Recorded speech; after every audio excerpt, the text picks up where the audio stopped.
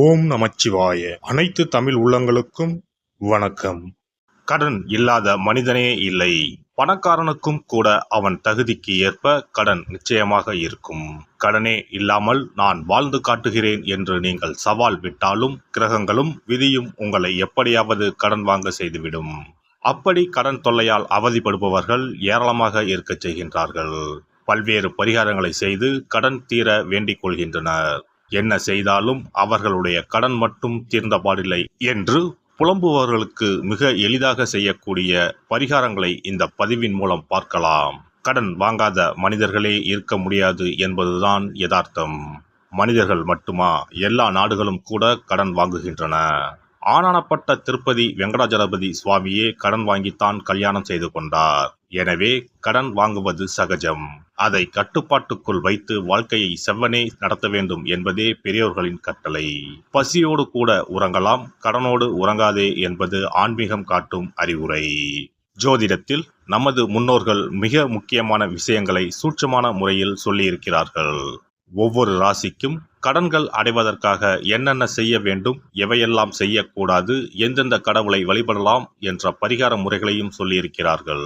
ஒவ்வொரு ராசிக்கும் 2ஆம் வீடு தனஸ்தானம் என்று அழைக்கப்படுகிறது.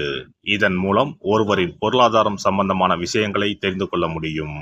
ஒவ்வொரு ராசியின் 6ஆம் வீடு ரண ருண ரோகஸ்தானம் என்று அழைக்கப்படும். ஒவ்வொருவருடைய மன சம்பந்தமான வலி, உடல் சம்பந்தமான வலி, ஆரோக்கியம், கடன் போன்றவைகளை நாம் 6ஆம் இடத்தின் மூலமாக தெரிந்து கொள்ளலாம்.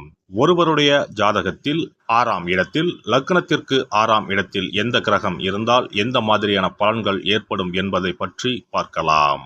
6ஆம் இடத்தில் சூரியன் இருந்தால் வெப்பம் சம்பந்தமான விஷயங்கள், வெப்ப நோய் சம்பந்தமான விஷயங்களும், அரசு சார்ந்த கடன்களும் இருக்கலாம். சந்திரன் இருந்தால் நீர் சம்பந்தமான பிரச்சனைகளும், சீக்கிரமே அடையக்கூடிய கடனும் இருக்கலாம்.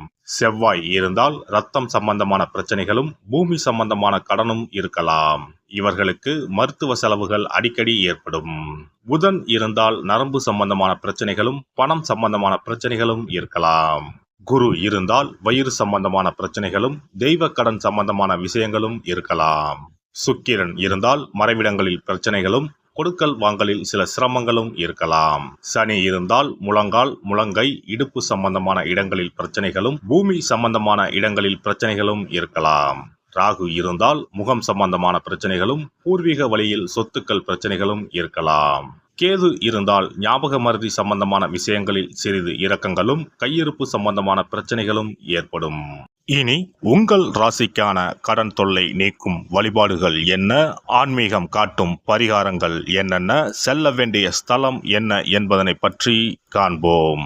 உங்கள் வாழ்வில் கடன் அடைந்து வளமும் நலமும் செல்வ செழிப்பும் பெற்று வாழ்வில் உயரிய நிலையை அடைய எல்லாம் வல்ல எம்பெருமானை வேண்டி விரும்பி கேட்டுக்கொள்கிறேன்.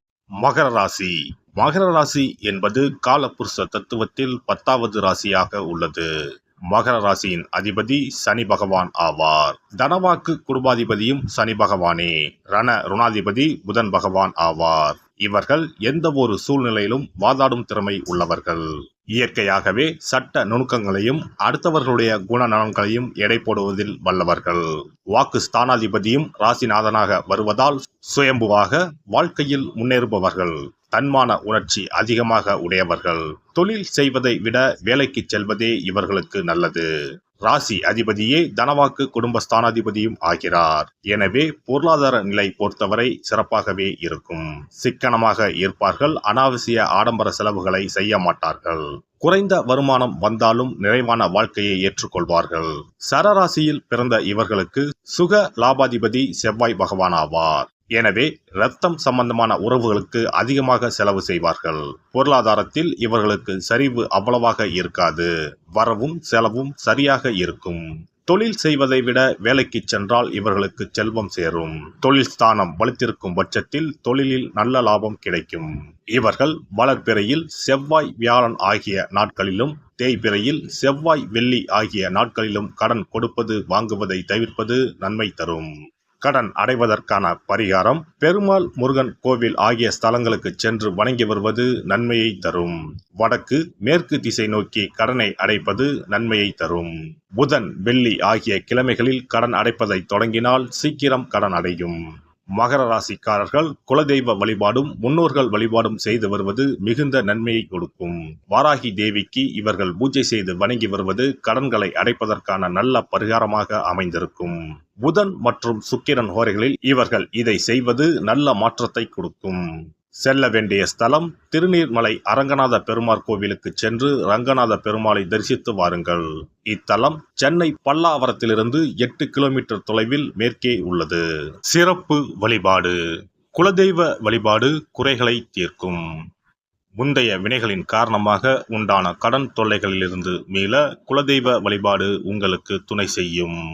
3 பௌர்ணமிகள் தொடர்ந்து குலதெய்வ வழிபாடு செய்து வந்தால் கடன் தொல்லை படிப்படியாக குறையும். ஆண்டுக்கு ஒரு முறையாவது கட்டாயம் குலதெய்வ கோவிலுக்கு சென்று வர வேண்டும். குலதெய்வ கோவில் தூரமாக இருப்பவர்கள் அல்லது குலதெய்வமே தெரியாதவர்கள் 5 முக விளக்கு வைத்து நெய்யிட்டு தீபமேற்றி முடிந்த அளவு படையலிட்டு வழிபட வேண்டும். இப்படி 9 பௌர்ணமிகள் வழிபட்டு வந்தால் கட்டாயம் கடன்கள் அடைபடும். அது மட்டுமின்றி வரவேண்டிய கடன் பாக்கி இருந்தாலும் வசூலாகும். சங்கடங்கள் தீர்க்கும் சக்கரத்தாழ்வார் வழிபாடு. சனி மற்றும் புதன்கிழமைகளில் பெருமாள் கோவிலுக்கு சென்று அங்குள்ள சக்கரத்தாழ்வாரை தரிசித்து மனமுருகி வேண்டுங்கள். பிறகு அவரை 12 முறை வலம் வந்து வழிபடுங்கள். துளசி மாலை சாற்றி வேண்டிக் கொள்ளுங்கள். நிச்சயம் கடனால் உண்டான சங்கடங்கள் நீங்கும். கோமாதா வழிபாடு குறைகளை தீர்க்கும். செல்வத்தின் அம்சமான கோமாதாவின் வழிபாடு உங்களை நிச்சயம் காக்கும். காலையில் விழித்ததும் பசுமாட்டை காண்பது தீர்வு கொடுக்கும். மேலும் ஒரு முறையாவது பசுவுக்கு கீரையும் பழமும் கொடுப்பது நல்லது. திருமகள் உரையும் பசுவின் பின்புறத்தை தொட்டு வணங்குவதும் செல்வம் சேர வழி தரும். குளிகை நேரத்தில் வாங்கிய கடனில் ஒரு பங்கை அடையுங்கள். நிச்சயம் முழு கடனும் தீரும். அதுபோல குளிகை நேரத்தில் கடனே வாங்காதீர்கள். அடகு வைத்த நகைகள் வீடு வந்ததும் நன்கு சுத்தம் செய்து மஞ்சள் நீரில் போட்டு பூஜை அறையில் ஒரு நாள் வைத்த பிறகே உபயோகப்படுத்துங்கள். வீட்டை எப்போதும் சுத்தமாகவும் தெய்வ கடாட்சமாகவும் வைத்துக் கொள்ளுங்கள்.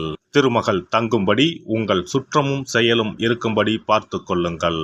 கடன் தீரும் வரை பூஜை அறையில் மஞ்சள் பொடியால் அக்ஷயம் என்று எழுதி வாருங்கள். தோரண கணபதியை அன்றாடம் விளக்கேற்றி வழிபடுங்கள். சதுர்த்தி நாட்களில் நைவேத்தியம் சமர்ப்பித்து வழிபடுங்கள். நிச்சயம் கடன் தீரும். ருண விமோசன பைரவர் வழிபாடு கட்டாயமாக உங்களின் எல்லா கடன்களையும் தீர்க்க உதவும். அதுபோல பிரதோஷ வழிபாடு நிச்சயம் எத்தனை பெரிய கடன்களையும் படிப்படியாக தீர்க்க உதவும். அதுபோல பஞ்சமி தினத்தில் அம்பிகையை எண்ணி விளக்கேற்றி வழிபட்டால் கடன் பிரச்சனைகள் தீரும். வெண்கலம் அல்லது பித்தளை விளக்கு வாங்கி வசதியில்லாத சிவாலயத்துக்கு தானம் கொடுக்கலாம். செவ்வாய் பகவானின் திருவருள் இருந்தால் கடன் இல்லாத வாழ்க்கை அமையும். விரய செலவுகள் குறையும். எனவே செவ்வாய் தோறும் செவ்வாயின் அதிபதியான முருகப்பெருமானை வணங்கி வேண்டலாம். சஷ்டி கவசம் பாடி சஷ்டி விரதம் இருப்பதும் கடன் சுமைகளை அறவே ஒழித்துவிடும். எல்லாம் வல்ல இறையருளால் நீங்களும் உங்கள் அன்பு குடும்பமும் உடல் நலம், நீலாயுள், நிறை செல்வம், உயர் புகழ், மெய்ஞானம் ஓங்கி வாழ்க வளமுடன். இந்த வீடியோ பதிவு உங்களுக்கு பிடித்திருந்தால் லைக் பண்ணுங்க, கமெண்ட் பண்ணுங்க, ஷேர் பண்ணுங்க. மறக்காம சப்ஸ்கிரைப் பண்ணுங்க. பக்கத்துல இருக்கிற பெல் பட்டனை கிளிக் பண்ணுங்க. நன்றி, வணக்கம். ஓம் நமச்சிவாய. சிவாய நம.